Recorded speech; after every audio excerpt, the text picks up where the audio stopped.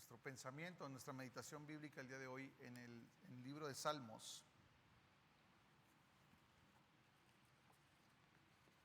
Yo los invito que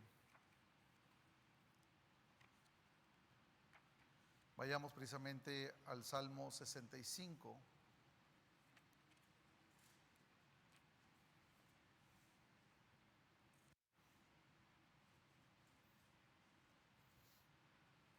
Vamos a estar meditando en el versículo 2. Quisiera que leyéramos todo el Salmo, pero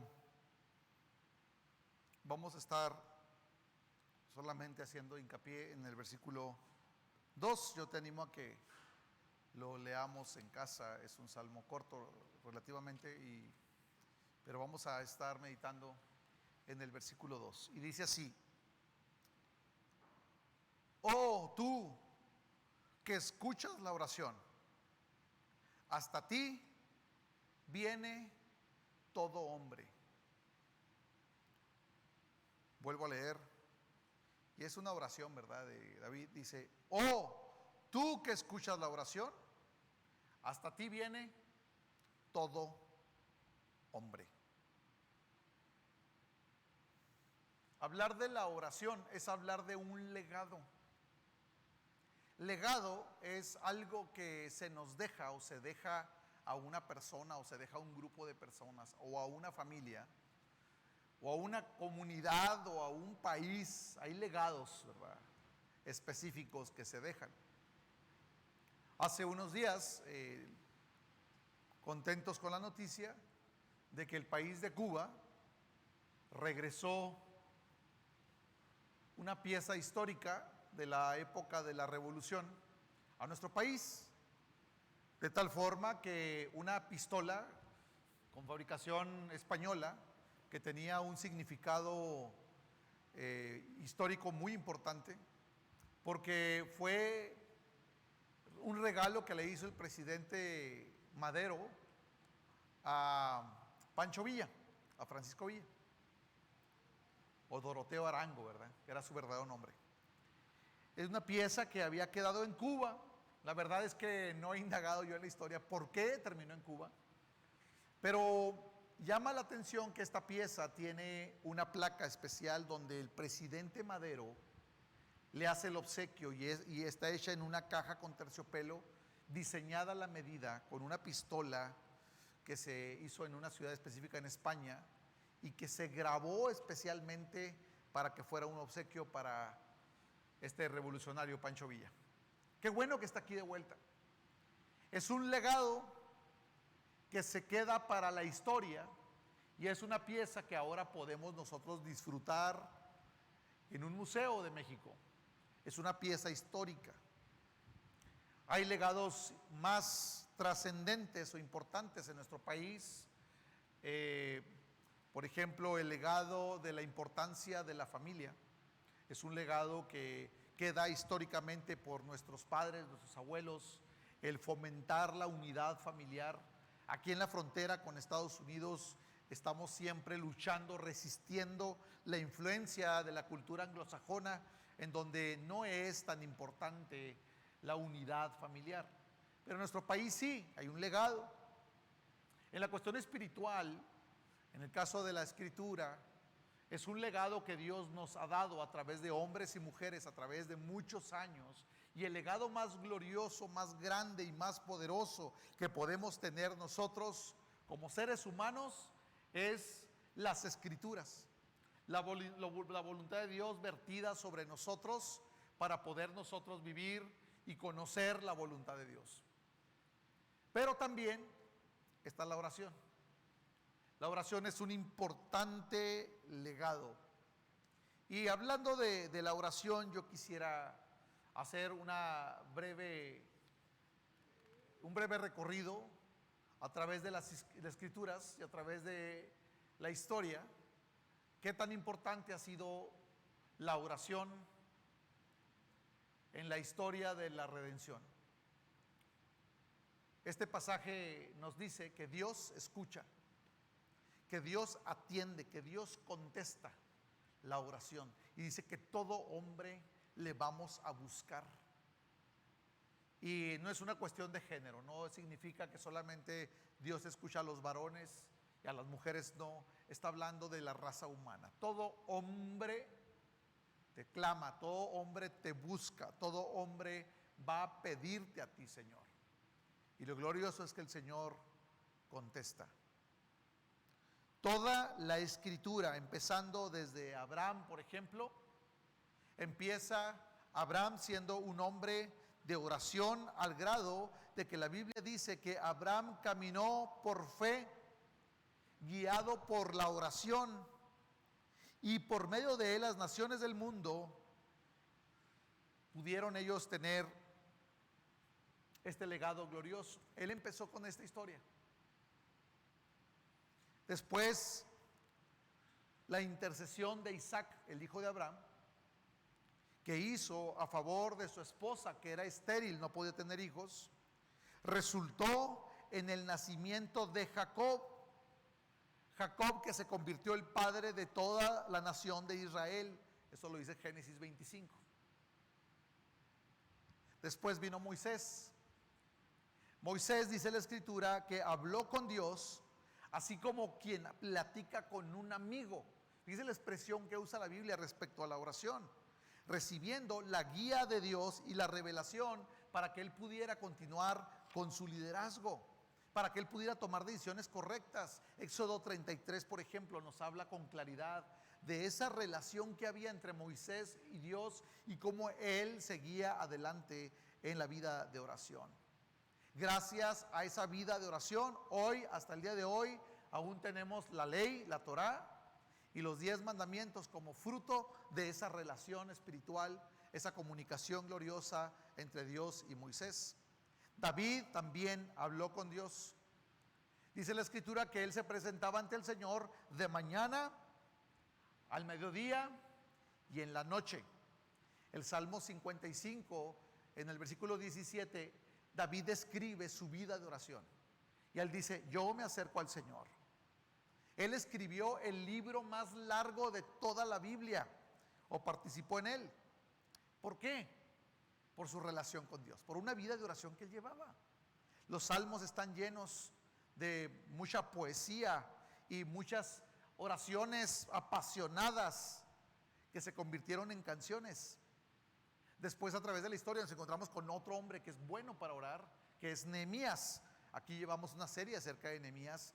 Y Nehemías era un intercesor, y su intercesión resultó en la reconstrucción milagrosa de las murallas de Jerusalén o de Israel en un tiempo récord, un tiempo increíble, imposible.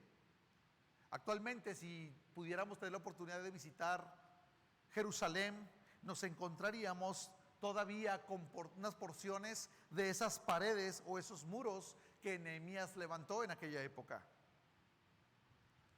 Daniel, también un hombre que tenía un corazón amoroso por Dios, amado por Dios, y él amante de Dios. Él priorizó su tiempo. Él puso como meta personal 3 tiempos al día, y eso no podía quebrantarse. Mañana, tarde y noche, igual que David, orando, presentándose ante Dios. Y no quería él quebrantar esa costumbre, aunque le costara su propia vida, y fue amenazado por esto. Pero él no se rindió. Para él era importante la oración. Desde José hasta Jeremías, hasta Oseas, los profetas, las escrituras están repletas, hermanos, de gente de Dios que descubrió que Dios realmente escucha la oración, que descubrieron que Dios existe a través de la oración, que ellos se dieron cuenta que Dios contesta a aquellos que se acercan a Él con fe. Toda la Biblia está llena de estos casos en el Antiguo Testamento. Podemos hablar, por ejemplo, mencionar a Elías, que es un ejemplo vivo de las oraciones contestadas, y fueron una inspiración para la iglesia del Nuevo Testamento. Y eso nos lo dice Santiago capítulo 5. Habla y menciona en el versículo 16 al 18 a Elías, un hombre de oración y de fe. Ahora, si nos centramos en el Nuevo Testamento, en el gran héroe y el gran personaje de toda la Escritura, que es Jesús, todavía hasta este momento sigue siendo el modelo más importante, el maestro de la oración. Y es que, por ejemplo, desde su nacimiento, ese evento se vio rodeado. Jesús y su familia se reunieron en el templo, se vieron rodeados de oraciones. Y en el templo se reunieron para que Jesús fuera presentado. Y ahí estaba Ana, una mujer piadosa, una viuda que servía a Dios en oración día y noche. Y ahí Dios se presentó ante la presentación de Jesús. Y Ana, estando allí, hizo una oración gloriosa y elevó un cántico al Señor, presentando gloriosamente al Señor. Al principio de su ministerio público, también vemos a un Jesús que se levanta de las aguas bautismales, y en ese momento Él está en oración, los cielos se abren y el Espíritu Santo desciende sobre Jesús mientras Él estaba orando. Ahora, a veces pensamos que Jesús simplemente se bautizó y salió, pero cuando se apareció el Espíritu Santo en forma de paloma y el Padre habló, dice Lucas capítulo 3 que Jesús estaba orando, hermanos. No nomás salió del agua y simplemente levantó las manos y apareció todo esto. No, estaba en oración cuando esto sucedió. Así lo describe el evangelista Lucas. Antes de escoger a sus discípulos, dice la Escritura, que Él pasó toda la noche en oración ante el Señor. Él no escogió al primero que le cayó bien. Él fue y consultó al Señor. Él tenía el hábito de levantarse temprano, incluso antes de que saliera el sol. Marcos capítulo 13, versículo 5 nos dice que Jesús oraba de madrugada, todos los días, hermanos. Aún cuando Él era un hombre popular y cuando todo mundo lo buscaba y cuando nadie lo dejaba solo en ningún momento, la Biblia nos muestra, por ejemplo en Lucas capítulo 5, que Él se apartaba y siempre apartaba un tiempo especial para ir y presentarse delante de su Padre en oración. Jesús. El primer sermón que Jesús predicó y que está escrito en las Escrituras, explica, su primer tema es lo fundamental de la oración, hermanos. Mateo capítulo 5, capítulo 6 y capítulo 7, Jesús está apuntando a la oración, la oración, la oración, la oración. Él enseña y Él anima a sus seguidores a cuidar la oración, a ser cuidadosos y a orar. Marcos 14, versículo 38 les dice, oren. Y también les anima a orar sin desmayar, así les dice, sin rendirse, en pocas palabras, en Lucas 18. Hermanos, Jesús siempre rodeó su ministerio de una vida de oración. Él nos dio el regalo, yo creo que a la humanidad nos dio el regalo más grande, que es el modelo de oración, el Padre Nuestro, el modelo de oración de todos los tiempos, en Mateo capítulo 6, el Padre Nuestro. Y más tarde, oró la oración intercesora más poderosa de todos los tiempos, y que no tiene vigencia, que no tiene caducidad, perdón, que tiene vigencia constante, y es Juan capítulo 17. Antes de que fuera traicionado y que Él fuera a la cruz, Jesús se arrodilló solo en el jardín del Getsemaní y oró de una forma profunda, de una forma desesperada, al punto de sudar literalmente sangre. Lucas 22 nos platica este caso. Aún estando en la peor agonía, colgando en la cruz, hecho pedazos, aún que fue traspasado aún en sus manos y sus pies, Él gritó fuertemente 3 veces, orándole a Dios, clamándole a Dios en la cruz. Sus últimos bocanadas de aire fueron para orar y clamarle a Dios. De hecho, sus últimas palabras antes de su muerte fueron una oración a Dios. Después, antes de ascender al cielo, Él envió su espíritu. Después, de ascender al cielo, Él envió su espíritu para llenar a los creyentes, hermanos. Y específicamente llamarnos a nosotros a tener una oración más efectiva. Una de las funciones gloriosas del Espíritu Santo es que tú y yo podamos orar. Y lo dice Romanos capítulo 8, versículo 15 y 16. Ahora, en este momento, Jesús es nuestro gran sumo sacerdote.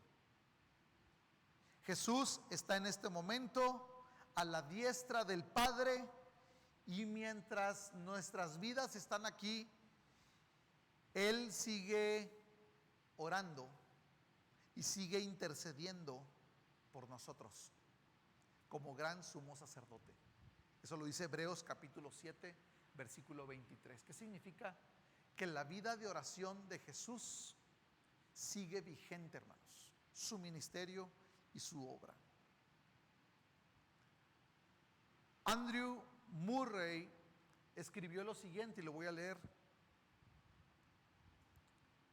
La vida de Cristo y su obra, su sufrimiento y su muerte estuvieron fundamentados en la oración, en una total dependencia en Dios el Padre, en una absoluta confianza en Dios, recibiendo de Dios y rindiéndose ante Dios.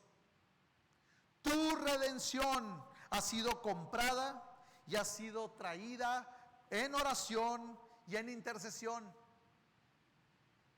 La vida que Él vivió por ti y la vida que Él tiene hoy en ti es una vida que se deleita en esperar en Dios y recibir de Dios.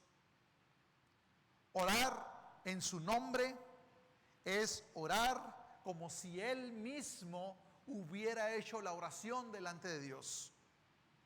Cristo es nuestro ejemplo, porque Él es nuestra cabeza, Él es nuestro Salvador, Él es nuestra vida. En virtud, en su deidad y en su espíritu, Él puede vivir y Él vive en nosotros. Nosotros podemos orar en su nombre porque nosotros estamos en Él y Él está en nosotros. Gloriosa declaración de este hombre del Señor. El lanzamiento de Cristo de la iglesia del Nuevo Testamento y todos los cristianos de la historia desde que la iglesia fue fundada solamente puede ser entendida, hermanos, a través de los lentes de la oración poderosa. Todo lo que describe el libro de los Hechos, debemos pensar que tenemos un Dios soberano que escucha nuestra oración, que atiende nuestra oración, y como leíamos en este salmo, es Dios el que está dispuesto a escucharnos. Esta verdad entonces hace posible que la iglesia exista, hermanos, que la iglesia avance. Pedro, por ejemplo, constantemente descansaba en la oración. El apóstol Pablo estaba prácticamente, era un adicto a la oración, y así lo dice Filipenses capítulo 1, y también Primera de Tesalonicenses capítulo 5 nos habla cómo Pablo oraba y siempre, incluso en sus cartas decía: oro por ustedes, doy gracias a Dios por ustedes, bendito sea el Dios y Padre de nuestro Señor Jesucristo, como empieza en el libro de Efesios. Después, en la historia de la iglesia, vemos que los más grandes misioneros cristianos de todos los tiempos fueron también hombres y mujeres de oración. Hudson Taylor, por ejemplo, tiene un impacto sin precedente en China en los años 1800, al finalizar de los años 1800. Este hombre se fue para allá a predicar de Cristo y resultó en el establecimiento de la misión china del cristianismo. Él instaló 125 escuelas y él le habló a miles de personas acerca de la fe de Cristo. Y en un libro que escribió su hijo y su hija, ellos revelan el secreto espiritual de este gran ministro Hudson Taylor. Y dicen ellos, fue caminar obedientemente cerca de Dios por medio de la oración. Howard Taylor, que es el hijo, escribió acerca de su padre y escribió lo siguiente: por 40 años el sol nunca salió en China un solo día en donde Dios no haya tenido un encuentro con mi padre sobre sus rodillas. ¿Qué significa? Que él también oraba de madrugada por 40 años. Hace unos jueves atrás yo les platicaba de George Mueller, también un hombre que plantó un orfanato enorme en Inglaterra y tuvo a miles de huérfanos a su cargo. Este hombre, George Mueller, también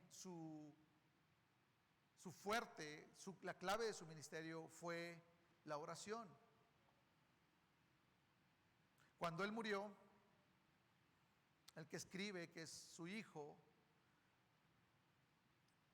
hace un récord detallado de más de 50,000 oraciones contestadas que George Mueller había documentado en su diario personal. Más de 50,000 oraciones contestadas, hermanos. Su ejemplo y sus enseñanzas de oración han bendecido hasta el día de hoy a millones alrededor del mundo. Uno de los más grandes predicadores, Carlos Spurgeon, miles se juntaban cada semana para escuchar la predicación expositiva poderosa de este hombre, que era conocido como el príncipe de los predicadores, quien enseñó y escribió también muchos artículos y muchas predicaciones acerca de la oración. Siempre que él recibía visitantes de otras ciudades, él los llevaba a un sótano en donde siempre había gente que estaba orando e intercediendo por él, por la comunidad. Spurgeon siempre declaraba lo siguiente: aquí está el verdadero poder de esta iglesia. Es lo que él decía. Y puedo seguir hablando de John Wesley, puedo hablar de Jonathan Edwards, puedo hablar de grandes hombres y mujeres que han causado impacto en toda la historia. Hermanos, el Señor está atento para escuchar nuestra oración. Él escucha, dice la Biblia, a todo hombre. La oración es un milagro, hermanos, pero la oración está reservada solamente para los hijos de Dios.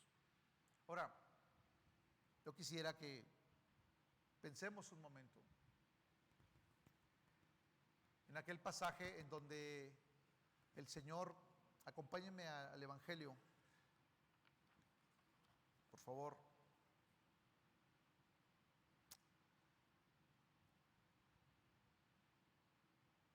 En Mateo capítulo 21, versículo 13.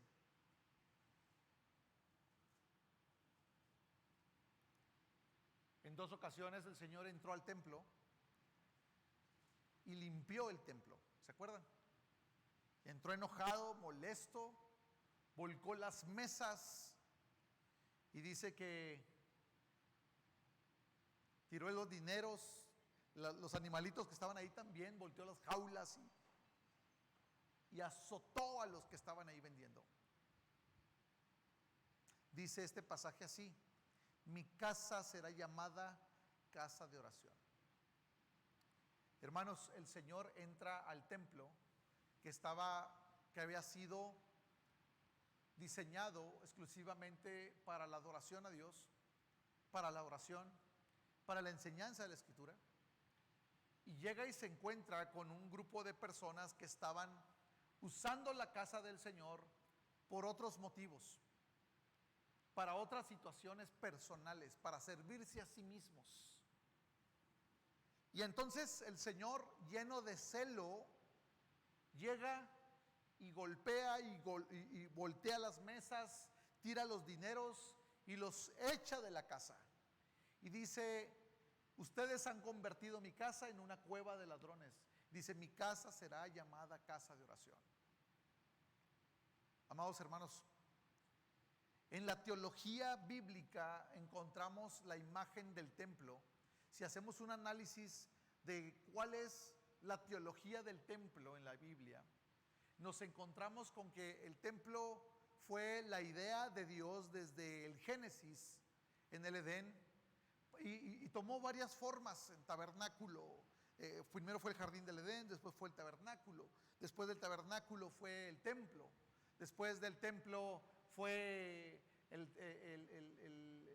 después del templo viene Cristo. Cristo se considera el mismo, y de hecho en la Escritura nos muestra a Cristo como el verdadero templo, la iglesia. Y después de Cristo, la idea final, o más bien el preámbulo de la idea final de Cristo, es nosotros como templo del Espíritu Santo. El templo ha tenido varias formas. Aquí donde estamos ahora no es un templo, hermanos. No es un templo. Según las Escrituras, el templo eres tú y soy yo. Jesús, hermanos, todos los días llega a nuestras vidas. ¿Qué es lo que encuentra? Igual que como llegó en este lugar, a este templo, y encontró personas y encontró intereses que no tenían nada que ver con el propósito de Dios, hoy tú y yo somos constituidos templos del Espíritu Santo.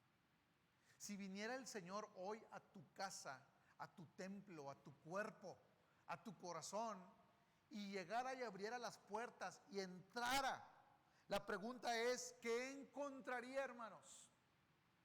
Porque este templo está constituido casa de oración, dice la Escritura.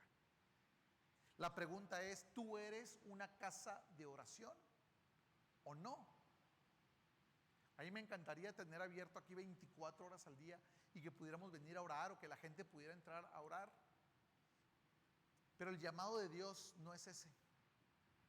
El llamado de Dios para nosotros es: nuestras vidas deben ser una oración permanente.